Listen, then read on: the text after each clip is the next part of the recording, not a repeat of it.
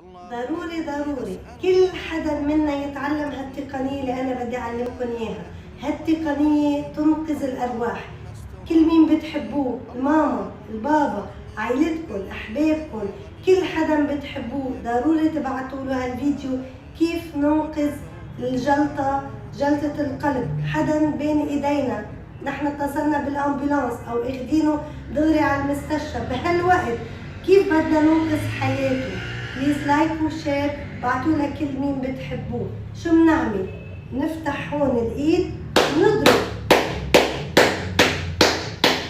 سامعين هالضغط بالإيدتين، وإذا لقينا حدا يمسك الإيدتين نضرب بالميلتين. شخصين، شخص بهالإيد وشخص بهالإيد. إذا كنا لحالنا نحن بنعمل، وإذا أي حدا منكم حس بدقيقة بطبقة حتبلش معه نوبة قلب، كان عم بيسوق أو كان لحاله بالبيت بده يسعف حاله على بال ما يوصل للمستشفى، فيني أنا أعمل لنفسي. بنعملها حتلاقوا رجع الدم بلش يضخ. ليش؟